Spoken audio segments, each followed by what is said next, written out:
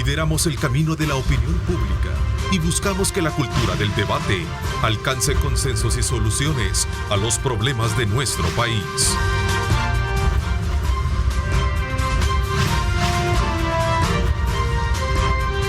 Diálogo con Ernesto López.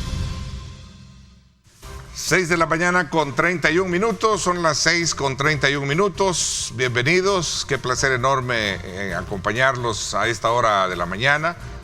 Estar desde luego muy prestos a informarles, como lo ha hecho Luisa Mayoa desde muy tempranas horas. Así como también invitarles a que nos acompañe en esta hora y media para hacer una evaluación sobre los estragos que ha dejado la tormenta Julia por el área centroamericana y particularmente en nuestro país. Y vamos a hacer un análisis muy directo sobre el impacto que esto ha tenido en el agro. De acuerdo a estimaciones, hay una gran cantidad de hectáreas en nuestro territorio que han sido severamente afectadas e impactadas precisamente por la tormenta. Solo en el sector de Zapotitán, según el primer informe del Ministerio de Agricultura, lo escuchábamos decir, 400 manzanas de arroz resultaron dañadas. Según cifras que plantea esta cartera de Estado, este es el cereal que menos se produce en el país tras las lluvias, pero sin embargo eso es solamente uno de los muchos, como el frijol, maíz y hortalizas, que han sido también afectados, no digamos también el tema de la cosecha de café. Pero bueno, estos y otros elementos vamos a sumarlos al análisis con nuestro invitado esta mañana. Quiero darle la más cordial bienvenida al presidente de la Cámara Salvadoreña de Pequeños y Medianos Productores Agropecuarios, Luis Terminio. Gracias por acompañarnos, bienvenido al programa. Gracias, Ernesto, por la invitación. Un saludo a los amigos televidentes de Canal 21. Bueno, quizás voy a comenzar un poco conociendo la generalidad o el diagnóstico en términos generales de lo que a criterio de ustedes como agricultores y en la voz que a lo mejor puede ser generalizada, representó el paso de esta tormenta por nuestro territorio. Sí, nosotros consideramos como campo que el paso de la tormenta tropical Julia afectó 575,000 quintales, que eso equivale a una producción en 11.500 manzanas. En el caso del maíz, la principal zona de afectación fue la zona de Oriente. Sí. En el caso de frijol, la afectación fueron 1.392 manzanas, con un promedio de 20.800 quintales. Y eso fue, la afectación fue al contrario, fue en Occidente. ¿Por qué la diferencia? Porque el frijol se siembra principalmente en ladera, en zonas altas, y está sembrado actualmente el 75% de frijol a nivel nacional, el 75% de la producción nacional. Entonces, el frijol no fue inundado, pero los altos vientos botaron toda la floración que se estaba dando, la primera floración, y eso afecta la producción al final de cuentas. A ver, vamos a comenzar por partes. Dos productos fundamentales sin el menosprecio del resto es frijol. Frijol y maíz. Y maíz. Comencemos hablando del maíz, por ejemplo. ¿Cuántas más o menos, digamos, el impacto de lo que se menciona, de lo que ya se dijo, de lo que se tiene, podemos recuperar o podemos de alguna manera considerar que esto va a ser deficiente a la hora de medir los alcances de la producción agrícola del año? Nosotros desde el inicio del ciclo agrícola ya habíamos comenzado con déficit en relación al año pasado. Las proyecciones de nosotros en este año eran de 15.600.000 quintales. El año pasado tuvimos una producción de 21 millones de quintales. En relación al consumo nacional, el año pasado tuvimos una producción de 3.800.000 quintales arriba del consumo nacional. Este año se están proyectando 3 millones abajo de la producción nacional. El impacto de esto en relación a la cosecha que está, es del 18.6, pero el 18.6 de lo que está sembrado, o sea, del 20% que se siembra en postrera. O sea, si calculamos, digamos, la afectación con todo el ciclo, este dato es mucho menor, por supuesto. O sea, si lo calculamos en base a los 15 millones de quintales que están. Hay imágenes, vamos a pedirle a producción que nos coloque imágenes que seguramente ya las vimos, pero para apreciar la magnitud de lo que representó este fenómeno, cuando podemos, digamos, medir los alcances o el impacto que esto ha tenido. Eso, por ejemplo, ¿eso qué representa? Eso representa el cultivo de maíz. El problema de eso es que está completamente inundado. ¿Frijol? Frijol es zona alta. También hay el frijol se siembra en asocio con el maíz. Sí. Entonces, en algunas zonas, por ejemplo, en la zona de Oriente, el viento, digamos, en vez de botar la mata, las quebró. Entonces eso es irrecuperable, ya no se puede recuperar. Y con las que botó, en algún momento, si se aplicara foliar, si dejara llover a lo inmediato, sí se puede recuperar fungicidas, foliares, para poder evitar el hongo que se produce. Además de, cuando está en demasiada humedad la producción, el problema es que comienza a producir hongo y se da lo que nosotros llamamos en el campo una requema en el producto. Ok, veamos. Ese frijol que veíamos que recogía la persona, la agricultora, es un frijol arruinado totalmente. Ahorita no, porque lo puede utilizar como digamos, como ejote. Pero para producción de frijol grano ya no sirve. ¿Por qué? Porque eso se requema, se llena de hongo y al final no hay producción, se vuelve vana la producción en ese caso. 18%. 18% en el caso de frijol. Del frijol. 18% de la cosecha que está sembrada ahorita que es el 75% de la producción nacional que se siembra en postrera. 600 agricultores son las cifras que en su momento se hablan de que pudieron haber sido afectados precisamente por la lluvia. Nuestros datos son un poco más de 12.000. Más. Okay. 12.000 porque hacemos un promedio de una manzana por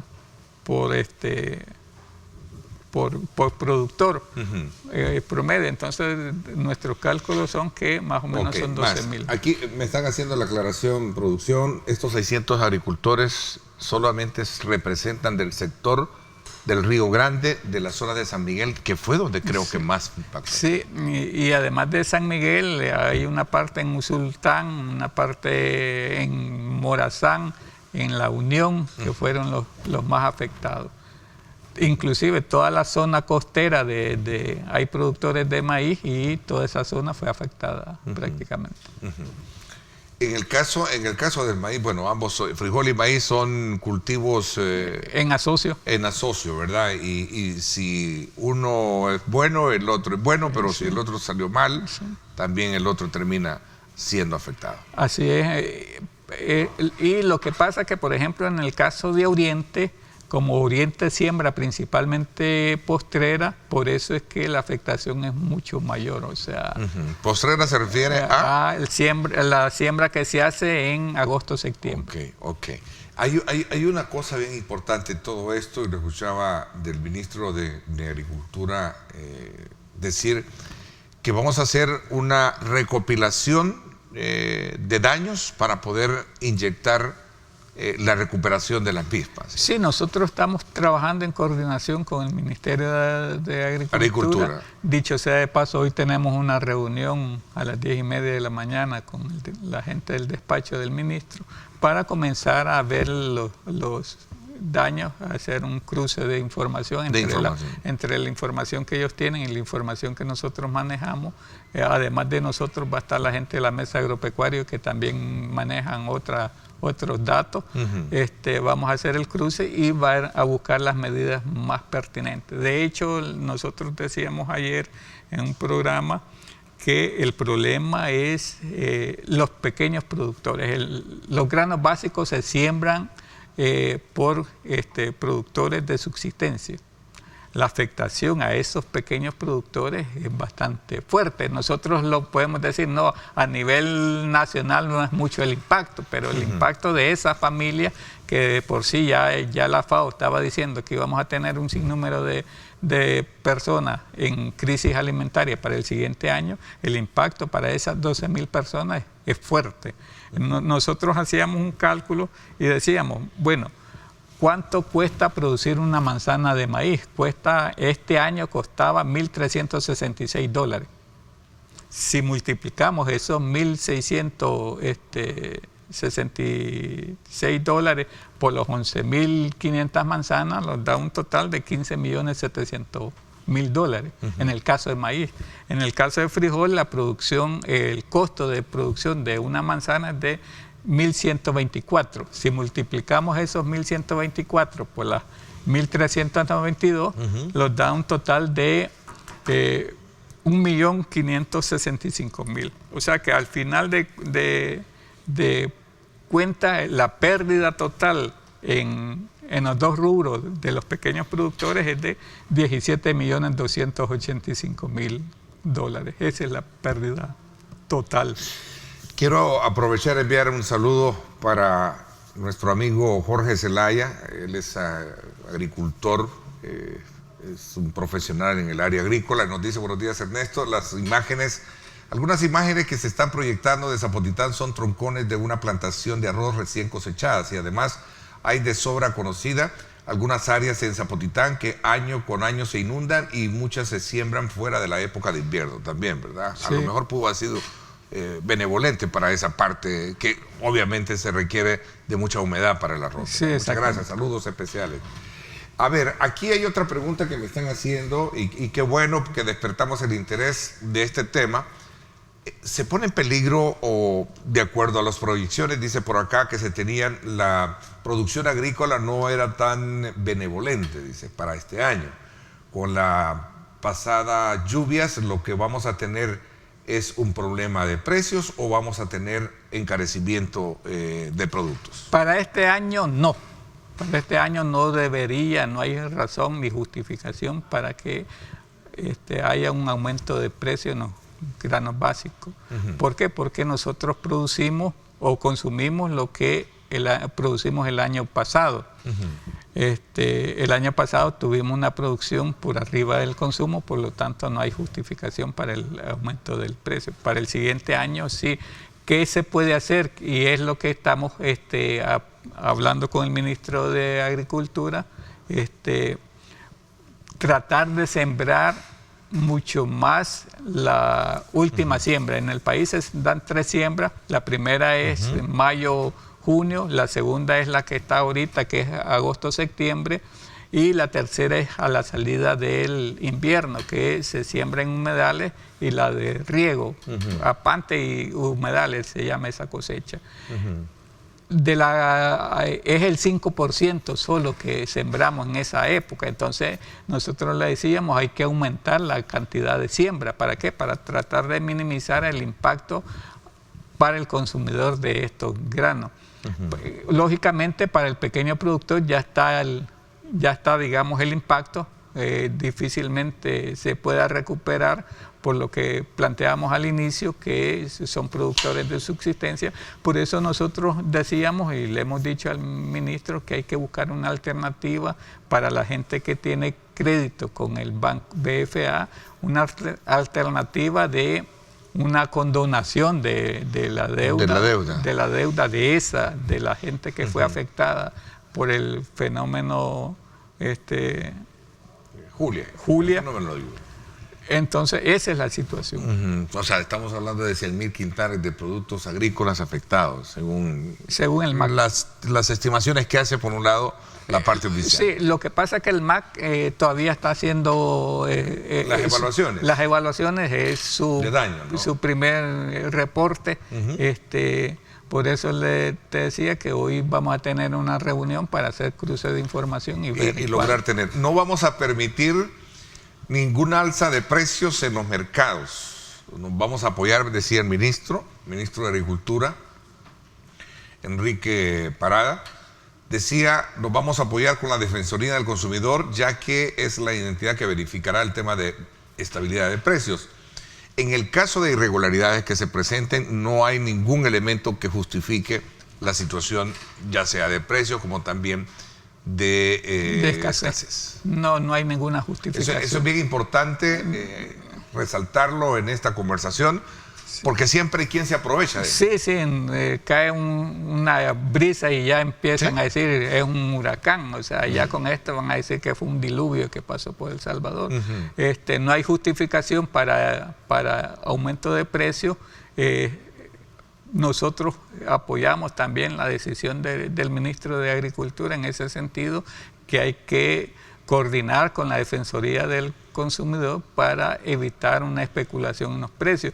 Pero también este seguimiento que le dan, que comiencen ya con medidas de sanción. ¿Por qué? Porque nosotros en abril denunciamos que había especulación, ¿sí? Descubrí la Defensoría del Consumidor logró contactarla, que sí hay especulación, dijeron comenzamos un proceso sancionatorio, pero 6 meses después y todavía no han sancionado a nadie. Entonces hay que tomar medidas y medidas un poco rápido. No se puede estar jugando con la alimentación del pueblo. ¿Ustedes como gremial atienden solo agricultores o también entra el sector pesca u otros? No, solo agricultores, y nosotros principalmente campo es granos básicos. Granos básicos. Ok. A ver, voy a pedirle a nuestro equipo de producción que ingresemos a la cuenta de la Defensoría del Consumidor. Esta mañana, hace unos minutos, en un operativo de verificación de precios, también decía el presidente de la Defensoría del Consumidor que están al día haciendo los operativos a nivel nacional para verificar que los precios de los granos básicos, ¿sí? Que los precios de los granos básicos no se alteren. Cualquier tipo de alteración, ahí está, muchísimas gracias, cualquier tipo de alteración al respecto debe ser denunciado inmediatamente, porque como lo dice acá nuestro invitado, no hay elementos que justifiquen por el momento que se dé o encarecimiento o en este caso, pues la escasez que es común. Sí, exactamente, o sea, no hay, tenemos un abastecimiento en el mercado por arriba del consumo nacional. Decíamos, la producción del año pasado fue de 21 millones de quintales. El consumo de maíz, en el caso de maíz, es de 18 millones de quintales. En el caso de frijol, el consumo nacional es de 2.400.000 y el año pasado tuvimos una producción de 2.900.000 quintales, o sea, 500.000 quintales por arriba del consumo nacional. En el caso del arroz sí hay un poquito de déficit. Decíamos que el arroz se necesita 900.000 quintales, y nosotros el año pasado tuvimos una producción de 809.000 quintales. A ver, aquí tengo una referencia de puntos, digamos, que distan mucho de la apreciación con la parte oficial. Dice el Ministerio de Agricultura, continuamos en firmes de tener este año una producción histórica que sea suficiente. Sin embargo, hace unos minutos le escuché decirles a usted de que han venido, bueno, no solo ahora, desde tiempo atrás que hemos estado haciendo las pláticas pertinentes de evaluación de la producción del año, que sin duda alguna vamos a tener un déficit muy importante. Digamos, a la hora de poner en balanza estas dos posturas, ¿sí? Sí. Sí, lo que pasa es que ellos hacen su análisis en base a los paquetes agrícolas que entregaron. Entonces, por eso es que ellos dicen, entregamos tantos paquetes, esta va a ser la proyección en base al promedio nacional, pero al final de cuentas, nosotros hemos dicho en muchas ocasiones que la entrega de paquetes agrícolas no es la solución al problema. La solución al problema es buscar cómo hacer más productiva la producción nacional. ¿Y cómo la haces más productiva? Con semillas de calidad y con mejor fertilización. Ellos dan un quintal de maíz, un quintal de abono, y se necesitan 8. O sea que al final el paquete agrícola solo cubre el 5% del costo de producción. Le poníamos un ejemplo. Nosotros, la inversión del año pasado fue de $590 millones en los 4 rubros, maíz, frijol y sorgo. Este año nosotros, la inversión que calculábamos era de $677 millones, o sea, 87 millones arriba que el año pasado, pero los daba para una producción del 29% menos que el año pasado, por el alto costo de los insumos agrícolas. A ver, aquí tengo otra pregunta que me parece que es bien importante conocerla. El quintal del frijol, que es un producto no básico, es indispensable. Ese es indispensable, no es básico, es indispensable en la mesa de los salvadoreños. Preguntan acá a cómo está el quintal y cómo debe estar el precio por libra, que es el que compra uno en casa, dice. A ver, el productor vendió la mayor parte de la cosecha a $35. Ese fue el precio que vendió. $35 el quintal. El quintal.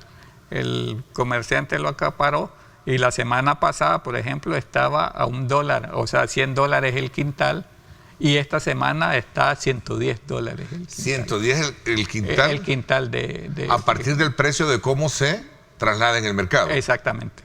O sea, el precio real de producción el precio es de $35 fue el precio que vendió el productor. ¿Quién gana ahí?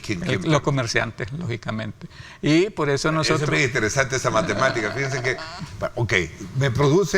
ustedes lo producen $35. $35. ¿Lo venden? Lo vendemos a $35. O sea, la producción cuesta como $32-30 promedio.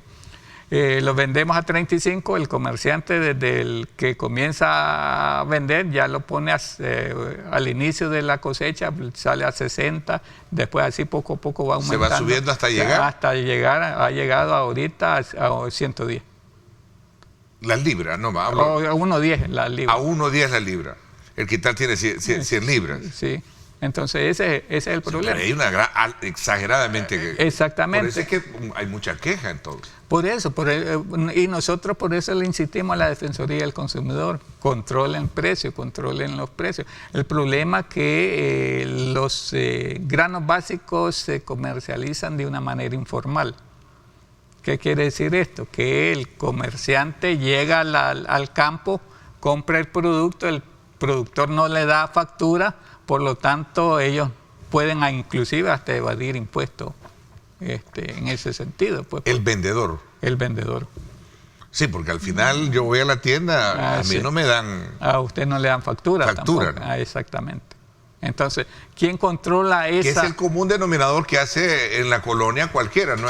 El llegar al súper es distinto. Cuesta un poco, ¿no? Pero lo más accesible es llegar a la tienda. Sí, y digamos un 80% se comercializa en el mercado, en el caso de los granos básicos. O sea, esa es la situación. Por eso es que es importante que se haga la denuncia pertinente al 910.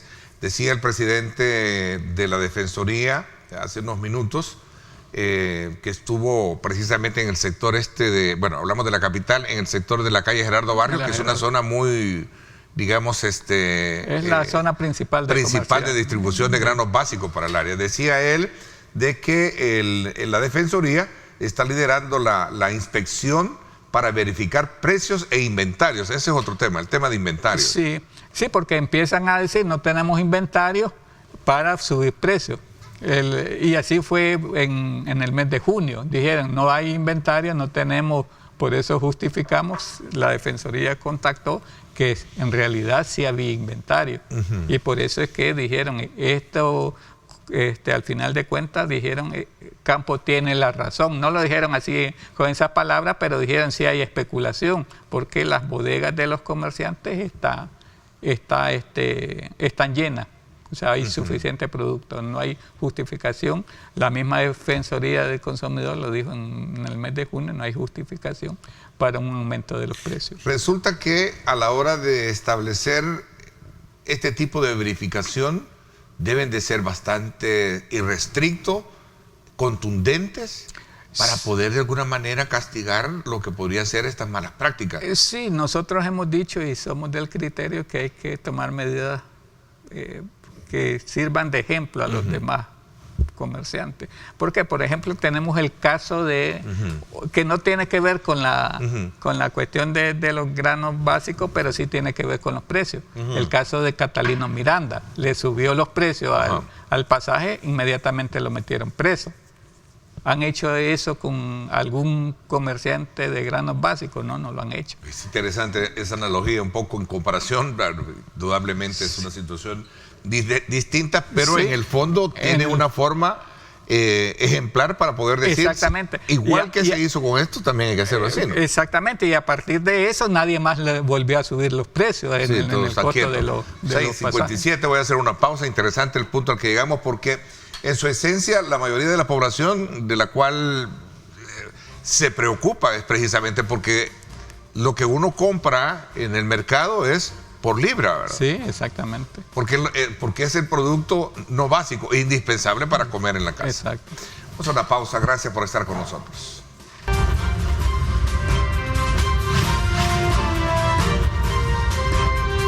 Diálogo con Ernesto López. Gracias nuevamente por estar con nosotros en esta mañana de día jueves, en la que hemos aprovechado en estos primeros minutos conversar sobre el impacto que ha tenido la tormenta Julia en los cultivos de productos de granos indispensables para la mesa, como es el caso en particular, donde nos hemos centrado con el tema del frijol, sus precios y el proceso de verificación de precios, así como también de la existencia en el mercado. Pero antes de continuar con este tema y dándole respuesta a las preguntas que usted nos está formulando, quiero decirle que tienes impuestos sin pagar, pues el Ministerio de Hacienda te da una buena noticia y además te da la oportunidad de pagar tu deuda sin intereses y en cuotas con la amnistía fiscal. Si usted quiere más información al respecto, ingrese a mh.gov.sv. Ahí usted tiene toda la orientación pertinente para que aproveche la amnistía fiscal y se ponga al día con sus impuestos en el Ministerio de Hacienda. Regresemos al punto. El tema del desabastecimiento se genera a veces por el acaparamiento que hacen algunos. Y aquí dice, porque están corriendo rápido los mensajes, y el ejemplo que él puso es el mejor de los casos. Hay que sentar precedente, Ernesto, capturando a muchos que ya sabemos que en el sector del mercado central, entendería yo que se refiere a la Gerardo Barrios, es donde están los mayores especuladores. Sí, o sea, esa es la cuestión, o sea, que mientras no se ponga o no se tome una medida que sirva de ejemplo, van a seguir en la misma, bajo la misma lógica. Nosotros por eso, ¿y por qué pasa todo esto? No es culpa de este gobierno, sino que esto viene desde los gobiernos anteriores, que el problema es que no tenemos una política nacional agropecuaria. Nosotros hemos dicho, dentro de esta política nacional agropecuaria hay que contemplar lo de la reserva estratégica. Si tuviéramos una reserva estratégica, los comerciantes no pudieran especular. ¿Por qué? Porque la reserva lo serviría para dos cuestiones principales. La primera, que los productores tengan un buen precio, y la segunda, que sirva para controlar el precio, no de una forma impositiva, sino jugando las reglas del mercado. Hay oferta en el mercado, se deja la reserva estratégica guardada, si empieza a subir la demanda, se saca de la reserva para lograr estabilizar el precio. Eso es lo que nosotros hemos propuesto en muchas ocasiones. Este ministro de Agricultura los tomó la palabra, dice que a partir de noviembre va a comenzar el Ministerio de Agricultura a comprar parte de la cosecha nacional para comenzar a crear la reserva estratégica. He tenido la oportunidad, conozco bastante bien y he tenido la oportunidad de conversar con el ministro de Agricultura y lo veo con muy buenas intenciones de poder ayudar a, digamos, como a equilibrar ese punto que, como bien resumía Luis, no es de este gobierno, es de años que ha venido el problema. Exactamente. Y sí, nosotros hemos tenido muchas reuniones con el ministro de Agricultura en turno. Ha sido uno de los ministros que ha dado mayor apertura. Creo que desde que estuvo el licenciado Mario Salaverría hasta este ministro es el que ha dado apertura. En los gobiernos del frente no hubieron aperturas de parte de los ministros y los dos ministros anteriores de este gobierno tampoco dieron mucha apertura. Y nosotros solicitamos apertura no para tener beneficios ni nada, sino para trabajar en conjunto con la gente del Ministerio de Agricultura y buscar soluciones a los problemas del sector agropecuario. Eso es lo que nosotros hemos planteado. Me preguntan acá, en el caso muy en particular también, Ernesto, ¿cómo está el precio del quintal del maíz? En cuanto ¿les ha gustado la matemática, la fórmula que es práctica para poder entender cómo el precio fluctúa producto de los factores a veces injustos? El precio del maíz en esta semana está en $32. Llegó hasta 35, el productor vendió a $15, el que mejor vendió. O sea que desde diciembre que comienza a salir la cosecha, en diciembre estaba a 12, después el último que vendió a finales de marzo vendió a $15. Aquí de nuevo viene a colación el precio del frijol. Dice. ¿Por qué se permite que el frijol, si se vende el quintal a 35, por qué se permite que la libra ande alrededor del 1.10? Hoy anda en 1.10. Es que esa no es función de nosotros como productores. Nosotros como productores la función es hacer producir la tierra y poner el producto a la disposición. Nosotros hemos dicho que hay que buscar cómo no controlar el precio, sino controlar la ganancia de los productos. Para poder determinar una buena, que nadie se aproveche de esta situación. A ver, vamos a pedirle a producción que nos coloque este cuadro. Ahí está. Ahí nos está indicando el precio de cómo anda la fluctuación actual. ¿Sí? Vamos a ver. ¿Sí? Ahí está. En el caso muy en particular, me dicen acá también de el café. Pudo haber sufrido el café, pero esto no lo ven ustedes. ¿Sí? No lo miramos nosotros, pero según el ministro de Agricultura en un programa de televisión que estuvo ayer, decía que en el caso del café son 9.000 manzanas las afectadas. Y el problema del café que con esto del cambio climático, la maduración del café se aceleró o se está saliendo antes y el huracán botó parte de esa cosecha. Entonces las afectaciones, según el Ministerio de Agricultura, fueron de un poco más de 9.000 manzanas de café. A ver, aquí me preguntan sobre este otro tema que tiene que ver con la infraestructura de los caminos. ¿Cómo piensan en todo caso lograr restablecer los caminos? En el sector de San Miguel Ernesto hemos sufrido fuertemente las inundaciones. Creo que aquí él traslada una información que creo que más le compete al Ministerio al Ministerio de Obras Públicas. Más de Obras Públicas que de él, pero entiendo que también tienen una evaluación alrededor de todo eso. Y nosotros hemos dicho, así como hacen la ruta cañera, la ruta que el Ministerio de Obras Públicas coordina con los para que saquen la zafra a los cañeros, así se debería establecer también una ruta de los cerealeros, pues, o sea, reparar calles, mejorar los caminos de acceso para que pueda salir la cosecha de los granos básicos sin ningún problema. Pero eso tendría que ser una coordinación entre los ministros de Agricultura y el ministro de Obras. Ya es otro tema. Preguntan acá sobre el tema de lo que se prevea o lo que se venía diciendo en el pasado, Ernesto, era de que gran parte del problema del encarecimiento de los precios era producto de también los elevados precios que tienen los fertilizantes. Y en el caso de tu invitado, muy en particular, sabe de que no es un problema de gobierno, es un problema más de precios que vienen de afuera, algo si quiere decir. Fíjate, en este caso, en este año, el precio de los fertilizantes no afecta.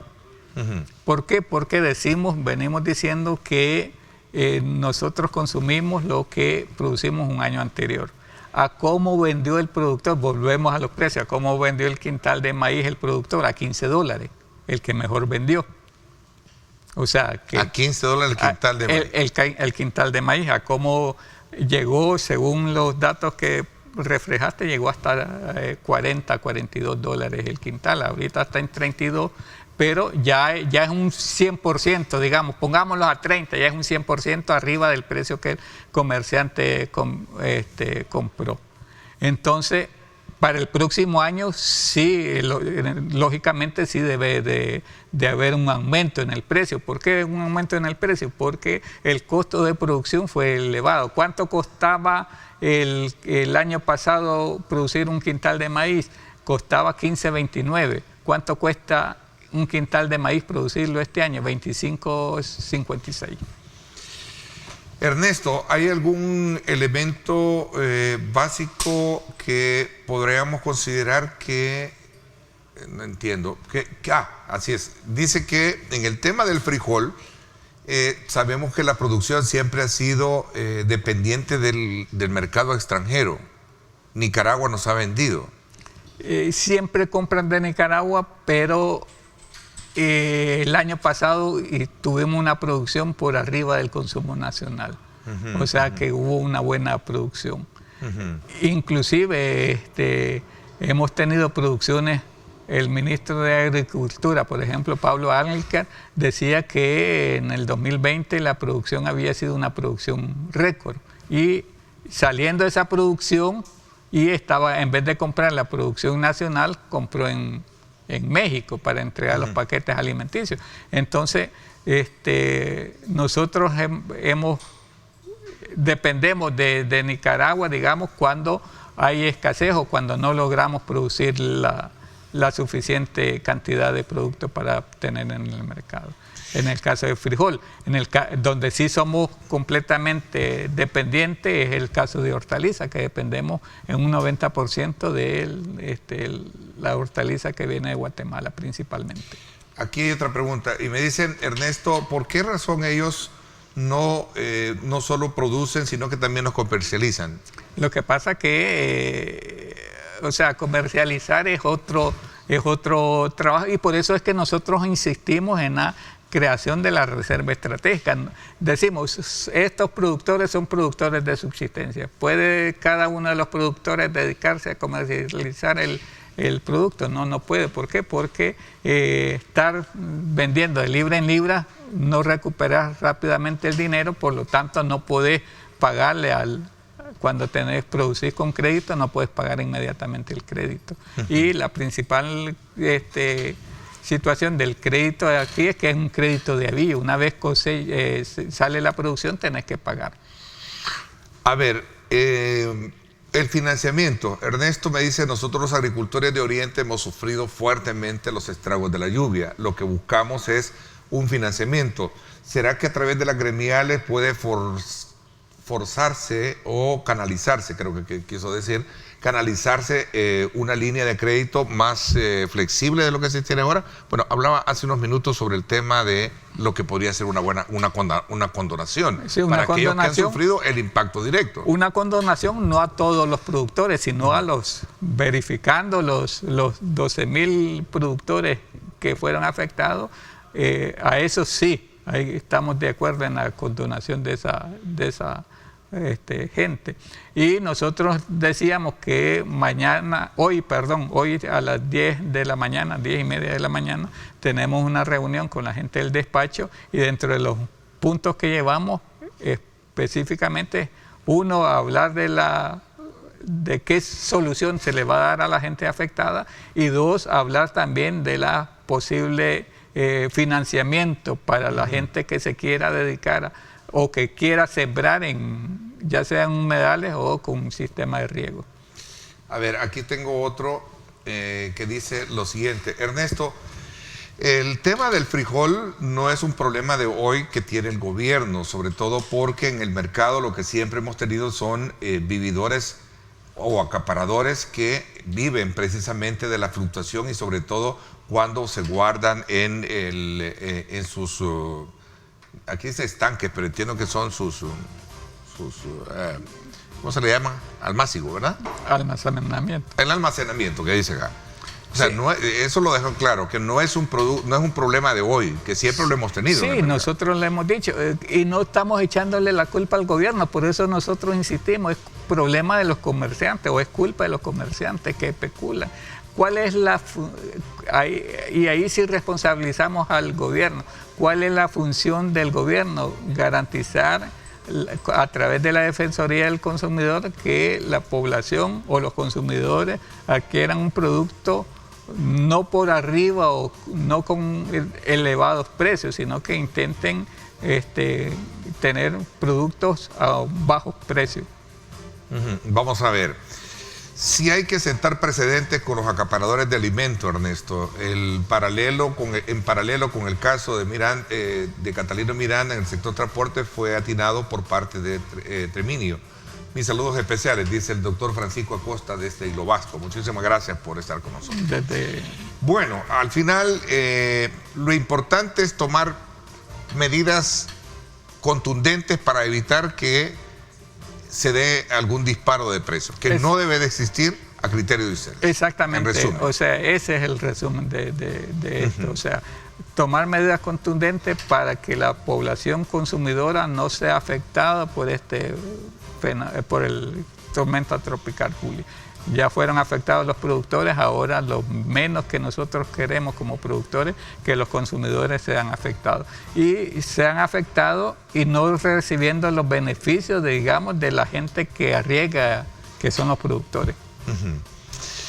Bueno, creo que nos ha quedado bien claro el tema de la producción, la evaluación que ustedes tienen. A manera de resumen, para este día tienen previsto llevar a cabo un comparativo entre tres, organismos, el Ministerio de Agricultura, la otra es la Mesa Agropecuaria. La Mesa Agropecuaria y ustedes. Y nosotros. A partir de ellos van a sacar un consolidado.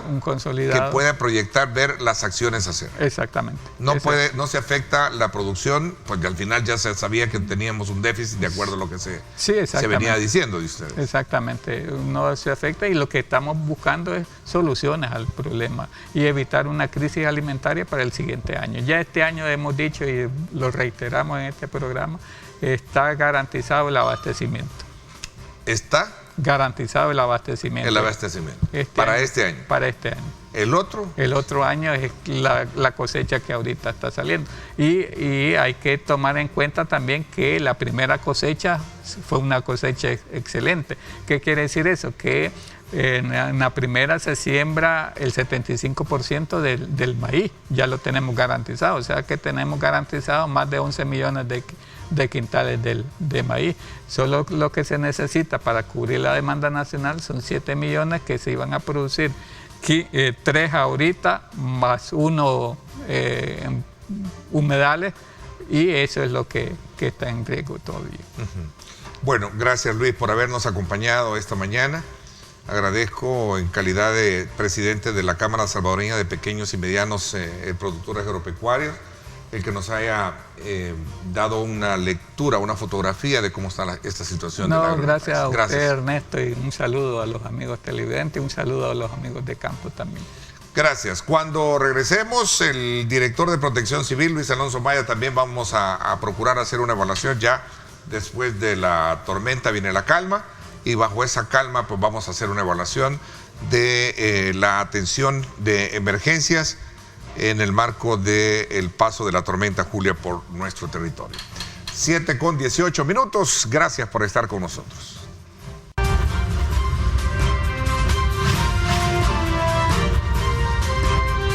Diálogo con Ernesto López.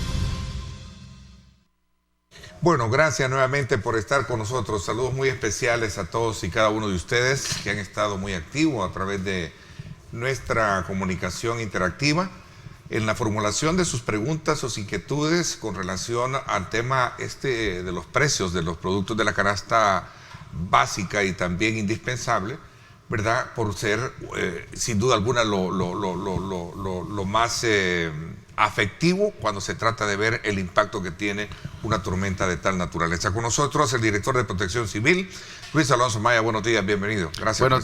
Buenos días Ernesto, buenos días a toda la audiencia de Canal 21. Gracias por acompañarnos en esta mañana y por supuesto gracias a ustedes por la oportunidad de venir a su espacio y platicar sobre cómo es la situación, ¿verdad? ¿Qué estamos haciendo?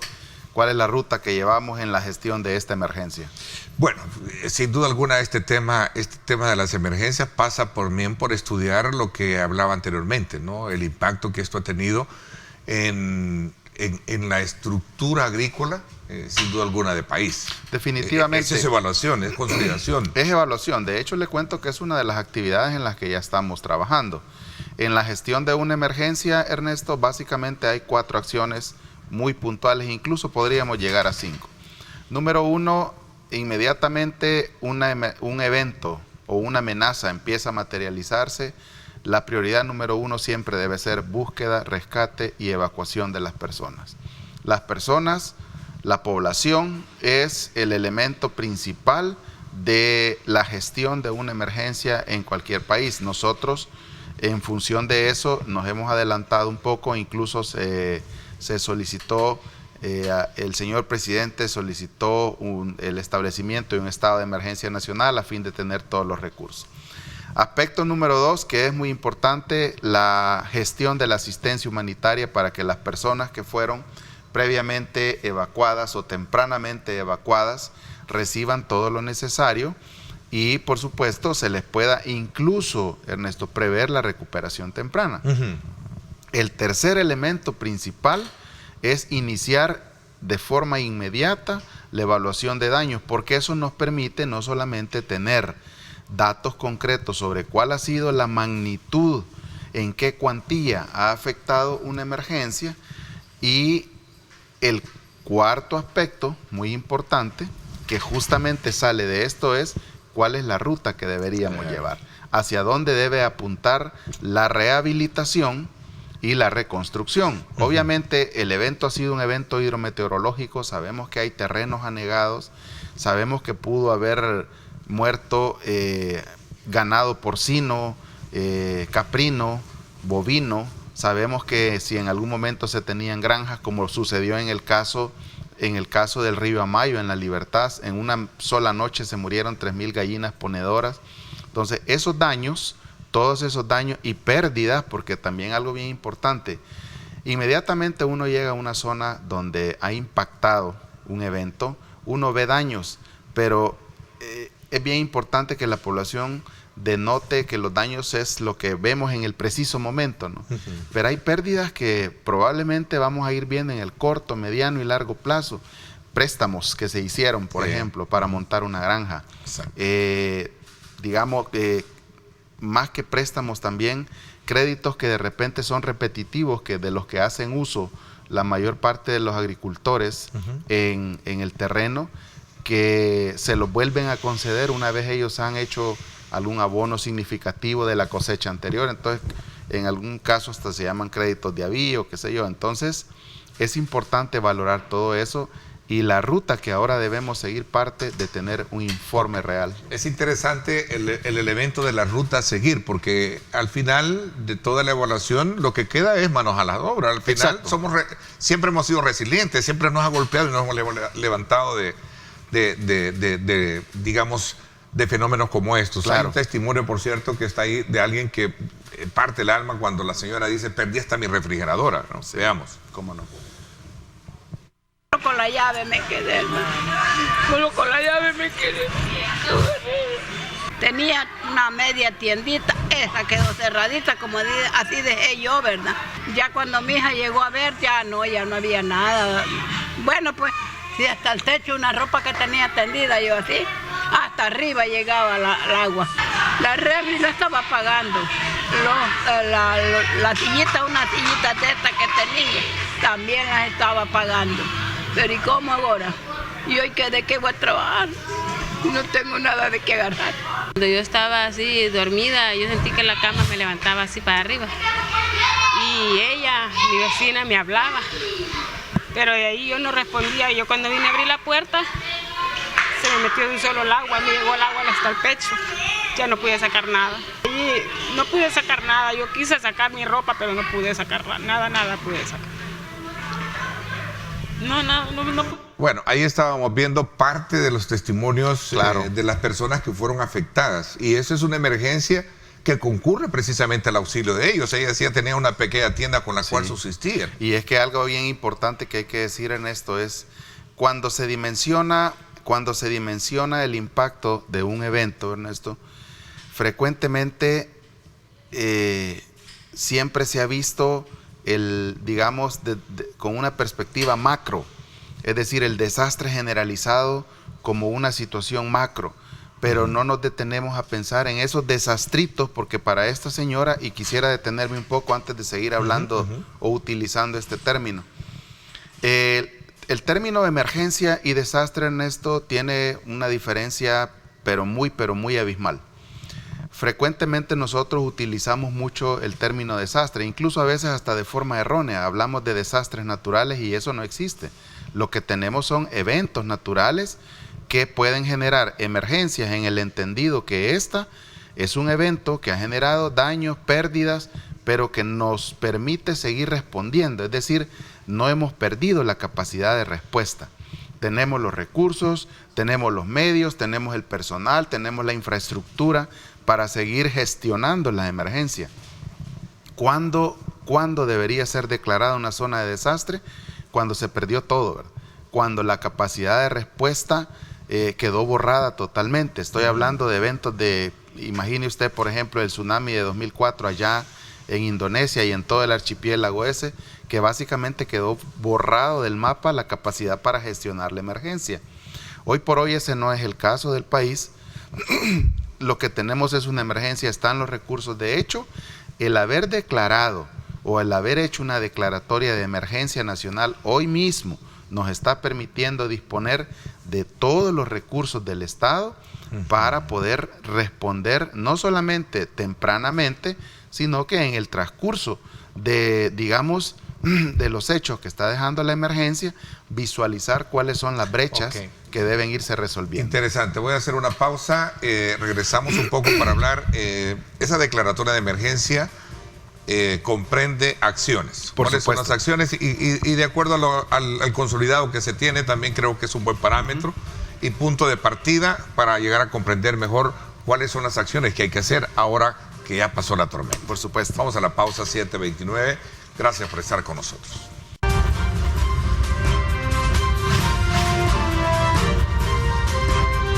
Diálogo con Ernesto López.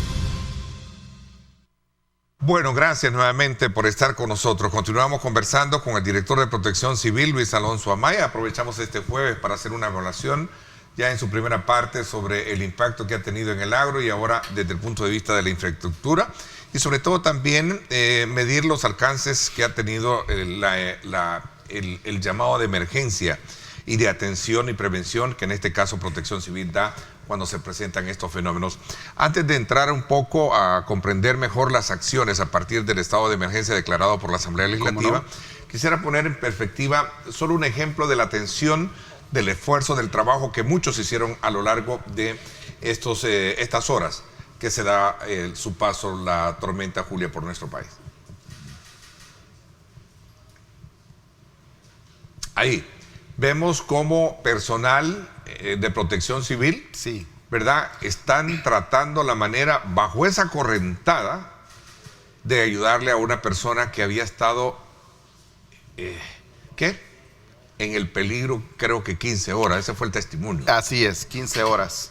Esta es una persona, Ernesto, que fue rescatada. Quiero comentarle que este personal que usted justamente ahora está viendo es el personal de la unidad de guardavidas de la Dirección General de Protección Civil. A partir de la previsión del impacto que teníamos, una de las primeras acciones fue cerrar todas las playas.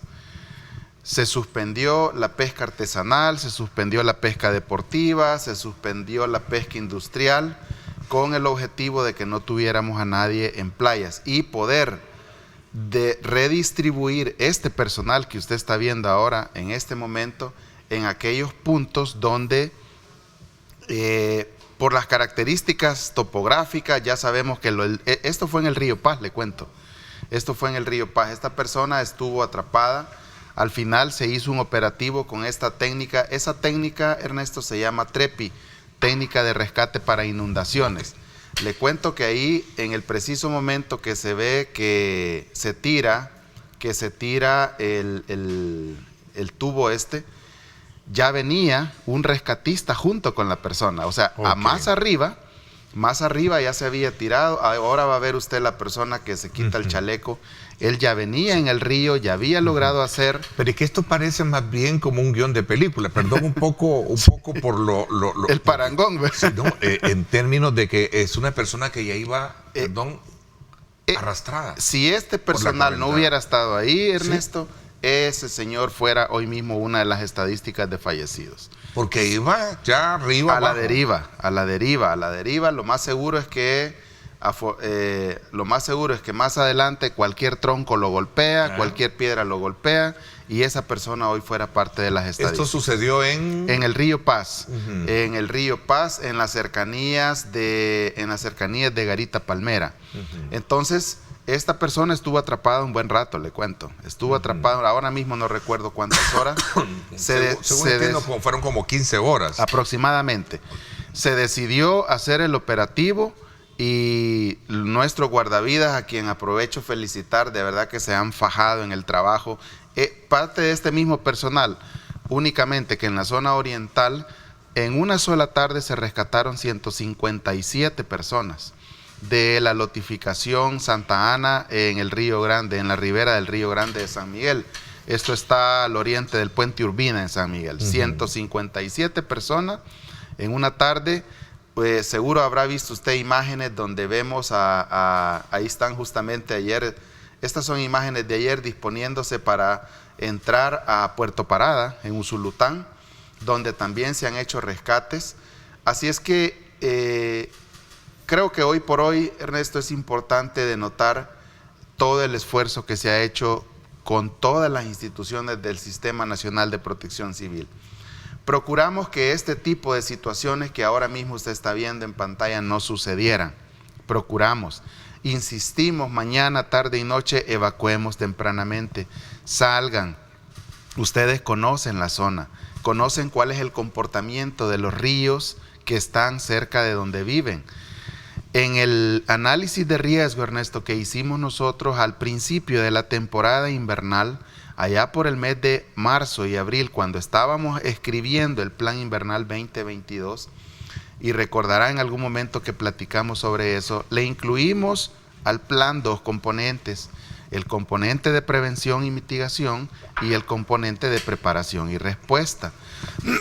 En el componente de prevención incluía tener dispuestos albergues temporales para no estar corriendo a última hora, para no estar buscando infraestructura que a veces terminan siendo los centros escolares, porque como sucedía en años anteriores, que pues no se ocupaba, no se tenía una visión prospectiva del riesgo. Entonces nos ocupamos de preequipar albergues, nos ocupamos de tener recursos preposicionados en diferentes puntos a fin de gestionar la emergencia lo más adecuado posible. Insistimos en que se tenía que salir, se tenía que evacuar. Muchas de estas personas que han sido rescatadas, todavía el domingo por la mañana, hemos enviado equipos a pedirles que evacúen, no quisieron salir, pero lo que sucedió entre la madrugada del lunes y el lunes por la tarde, es parte de nuestro trabajo también. O sea, es decir, el hecho de que una persona no haya querido salir de su casa cuando se le pidió, no significa que lo vamos a abandonar a su suerte, para nada. Es parte de nuestra responsabilidad, es parte del mandato que tenemos del presidente Nayib Bukele. De persuadirlo lo más que se pueda. Tratamos de persuadirlos lo más que pudimos. En algunos casos las personas, el domingo por la noche nosotros nos trasladamos junto al señor ministro de Gobernación y presidente de la Comisión Nacional de Protección Civil a la Unión. Establecimos allá una sala de crisis a fin de poder estar disponiendo de todas las acciones operativas. Eso también nos permitió, estando en el lugar de los hechos, como dicen ustedes, nos permitió tomar decisiones muy acertadas. Y al final, pues, establecimos operativos de rescate. Lo mismo sucedió, le cuento, en la zona del Tecomatal, en San Miguel, ¿verdad?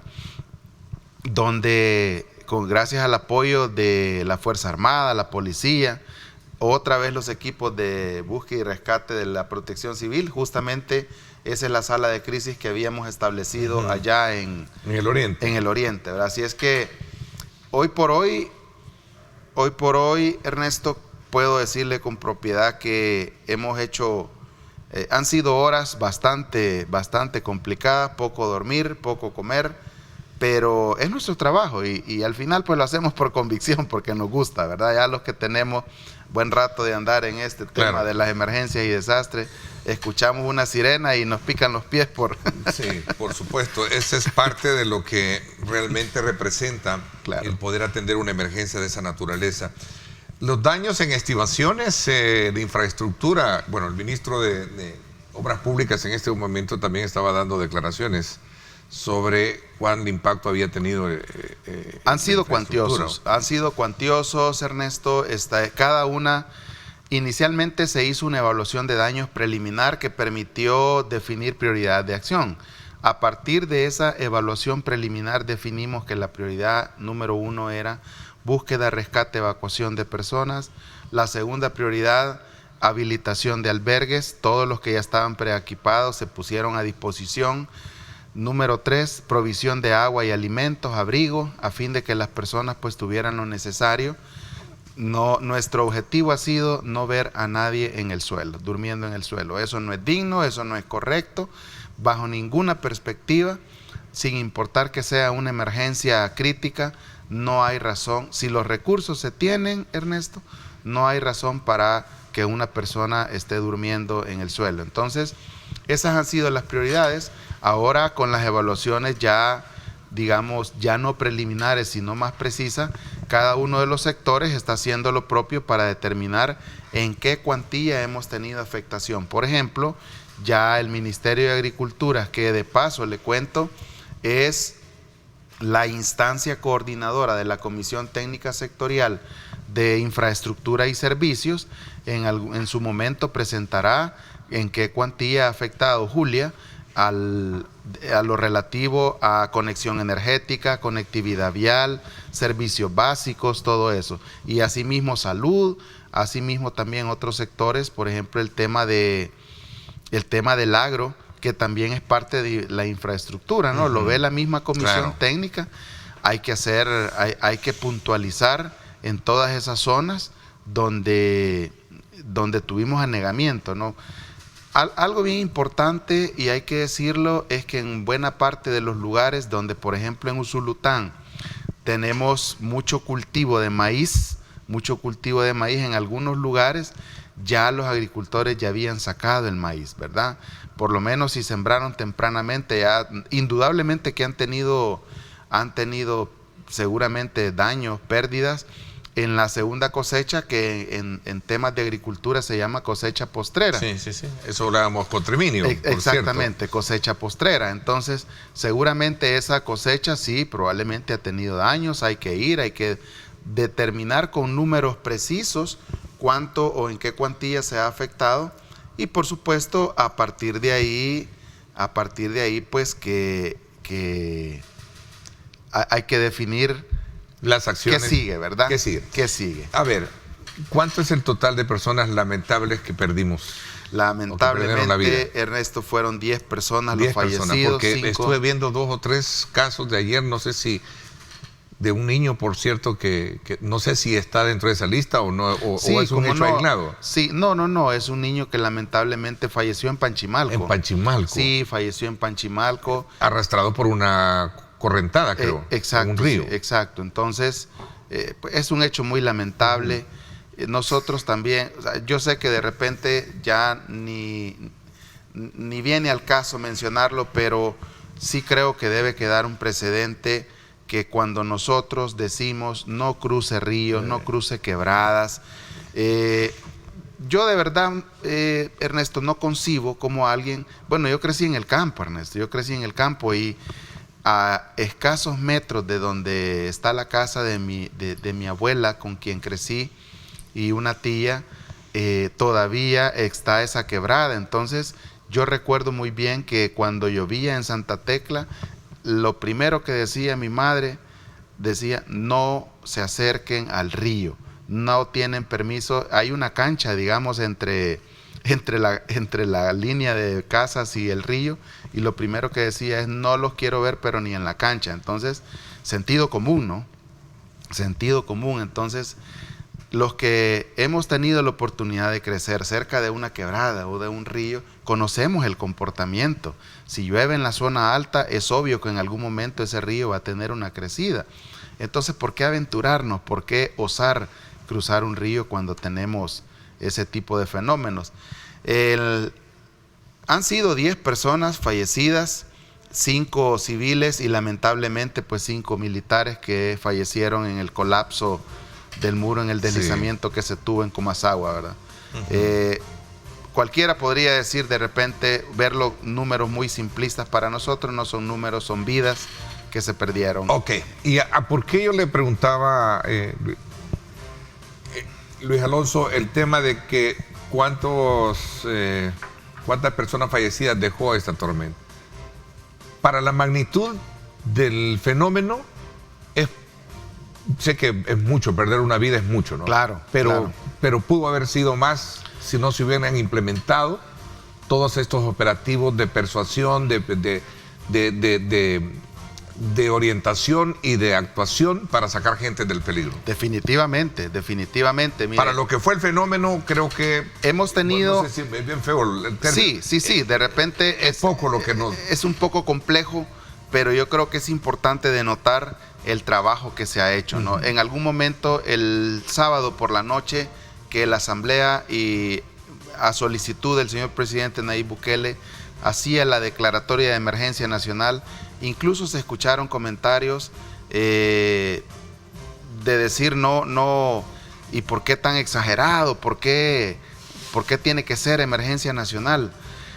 Ahora que nos damos cuenta de toda la afectación que hemos tenido, de todas las zonas que se inundaron, de todos los deslizamientos que hemos tenido, donde habían viviendas, han quedado viviendas soterradas, destruidas, en las que no había ya ni una sola persona.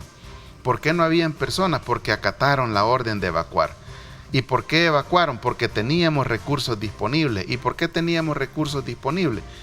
Por la declaratoria de emergencia, ¿no? Porque eso nos ha permitido echar mano de todo. Ese es el cometido principal de una declaratoria de emergencia nacional: disponer de recursos humanos, mecánicos, infraestructura, todo lo necesario para poder llegar a donde están las personas, evacuarlas tempranamente, albergar tempranamente. Ahora mismo estamos enfocados justo en el marco de esta misma emergencia, estamos enfocados en la gestión de la asistencia humanitaria, ¿verdad? El Ministerio de Gobernación recibiendo como el centro de acopio principal, recibiendo donativos, gestionándolo, organizando ya paquetes que se le van a entregar a las personas. A los que están albergados se les está dando su alimentación. Eso digo, ¿cuánta es la población que nos ha quedado damnificada? Voy a hacer una pausa porque me están pidiendo la pausa.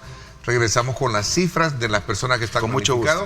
Y llega el momento de todos los salvadoreños de unirnos nuevamente y no solo ser solidarios desde el punto de vista de abrazarlos con el sentimiento de que a veces nos envuelve el hecho de perder los testimonios y de ver el testimonio como de las personas que que hemos presentado en este programa, en esta segunda parte, sino también con la ayuda que ellos necesitan. Sé que hay centros de acopio para ellos. 7:47, gracias por estar con nosotros.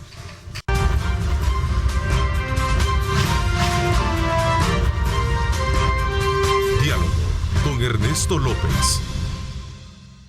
Gracias por estar con nosotros. ¿Cuántos damnificados están atendiéndose en los albergues y cuáles albergues están habilitados? Con mucho gusto, Ernesto. Tenemos, bueno, antes que nada, comentarle un poco que son 58 los municipios en los que hemos tenido mayor afectación. De los 111 albergues que se tenían preequipados, ahora mismo hay 102 albergues activos. El total de personas evacuadas es de 2.837 personas. Anoche también se hicieron evacuaciones. Ahora mismo a las 9 que tengamos la reunión, la reunión ejecutiva para definir cuáles son las prioridades del día, cuál es el trabajo que sigue. Seguramente estos datos van a cambiar, pero al menos hasta ayer a las 8 de la noche teníamos 2.837 personas. Estos suman un promedio de 950 familias.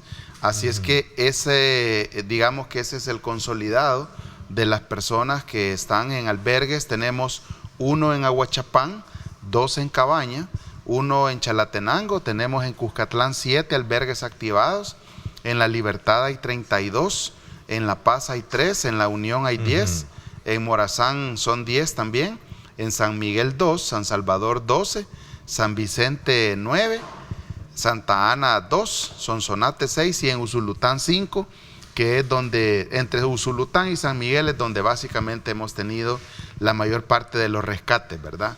Así es que así están las estadísticas en este momento. Comentarle que la prioridad, insisto, sigue siendo la atención de estas personas, ¿no? Algo bien importante es que ya, por ejemplo, el equipo humanitario del país está activado. Importante decirle que en el país existe esta, digamos, estrategia de gestión de la asistencia humanitaria denominada Equipo Humanitario de País, del cual también nosotros somos parte, y por supuesto el Sistema Nacional de Protección Civil, que estuvo activado con mucho tiempo de antelación al impacto de este fenómeno. Hemos visto cómo instancias como el despacho de la primera dama ha estado muy atenta al cuidado psicosocial de los niños y de las personas. ¿Cuáles son las adultas. necesidades que se tienen? Así de manera muy, bueno, se les facilita medicina. Bueno, realmente en cuanto a medicina es importante decir que el Ministerio de Salud hoy por hoy también es juega parte un papel del sistema, importante en es parte ello. del sistema, exactamente. Entonces, hablando, digamos, de las prioridades de atención de las personas, estamos hablando de provisión de asistencia alimentaria, ¿verdad? Estamos trabajando, como le decía, en el Ministerio de Gobernación, se han recibido ya algunos donativos, estamos buscando la forma de que esto se canalice de la forma más adecuada posible, que se pueda gestionar adecuadamente, rendir cuentas y ser transparentes en todo momento en la provisión de la asistencia humanitaria a las personas. A ver, ya para ir cerrando un poco este programa, se habla de una tormenta Carl y una onda tropical. Escuchaba al ministro de Medio Ambiente advertir también que se está examinando esta baja presión en el sector de México, ¿verdad? Que se está moviendo hacia el sur. Estos comportamientos de alguna manera un poco anómalos, un poquito, un poco anómalos. Sí, o sea, ya nos deja un poquito con el temor a que, bueno, vamos a seguir en tempestad, o cuál es el examen, digamos, esto es de especialidad meteorológica, pero que se puede tener al respecto. Definitivamente. Bueno, en primer lugar comentarle que la temporada invernal aún no termina, ¿verdad? La temporada invernal aún no termina. Es importante que la población esté muy pendiente de la información que se está trasladando a través de fuentes oficiales y por supuesto a través de los espacios que ustedes muy amablemente nos brindan. Realmente hay una onda tropical, que podría estar llegando en las próximas horas. creeríamos que eso podría dejar algunas tormentas, esperamos que no sean de gran consideración. Sin embargo, es importante que sopesemos que la cantidad de agua que se ha precipitado en la tormenta, en el marco de la tormenta Julia, ha sido suficiente como para dejar saturado todo el territorio nacional. O sea, el peligro es latente. Es latente. Se mantiene. Por un lado, el peligro o la probabilidad de seguir teniendo deslizamientos. Deslizamientos, sí. En segundo lugar, hay que recordar que toda esa agua, por ejemplo, en Berlín tuvimos 269 milímetros. Toda esa agua que ahora mismo está impregnada en el territorio, esa baja por colectores, baja por los colectores quebradas, algunos se llaman quebradas de invierno. Esos todavía van a seguir colectando agua. Esa agua va a terminar llegando siempre a las zonas de planicie, en el Bajo Lempa. Veamos un poco, este es lo último que nos está presentando nuestro equipo de producción. Sí. Donde el NOAA ya tiene plenamente identificada la trayectoria. Va bajando hacia el sur y esto puede de nuevo sumarse. Ojalá, primero Dios, que no tengamos mayores complicaciones, porque la permeabilidad de los suelos está saturada hoy en día. Definitivamente. Tenemos agua y el peligro se mantiene porque un medio movimiento telúrico se nos puede venir a alguien que viva en zona de riesgo. Exacto, ¿cierto? definitivamente. O sea, pero aquí hay algo bien importante que denotar. En primer lugar, Ernesto, que ese fenómeno está sucediendo porque justamente ya algunas masas de aire frío empiezan a bajar hacia el sur, ¿no? Entonces, ahora vemos cómo estos fenómenos que usualmente buscan latitudes mayores, estas mismas masas lo están empujando hacia el sur.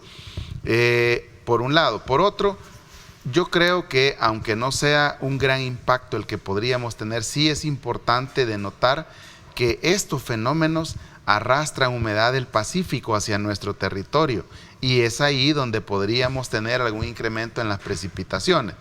Por fortuna, creería yo, en el preciso momento que entre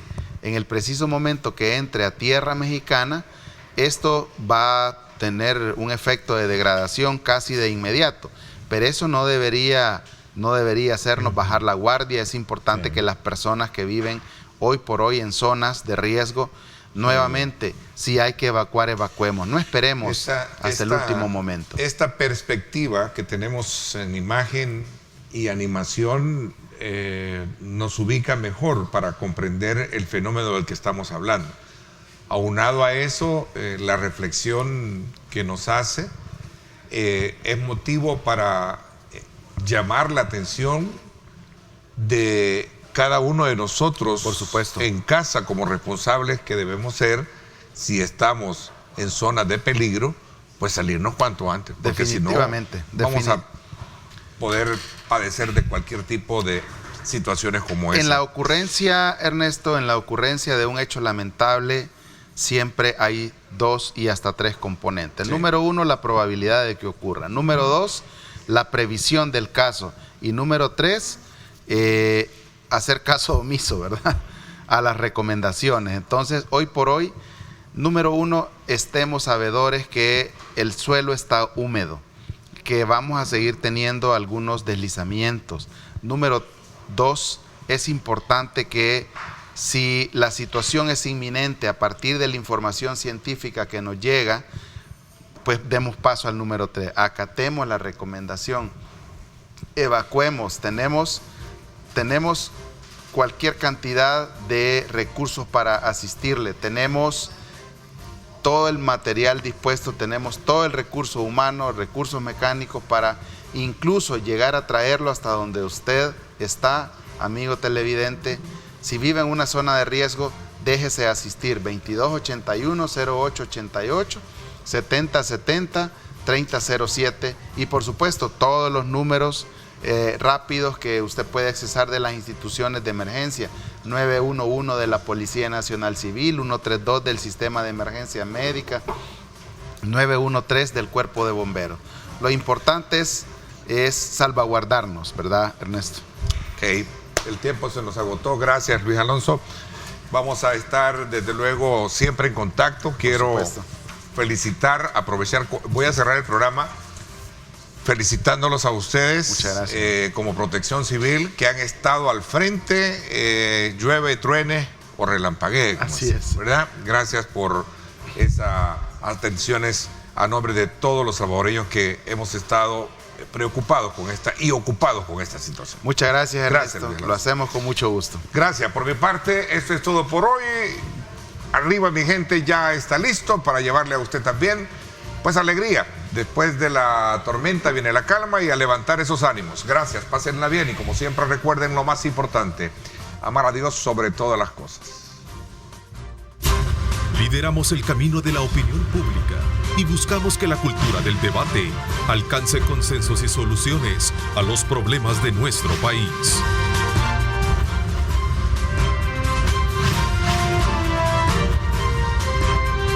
Diálogo con Ernesto López.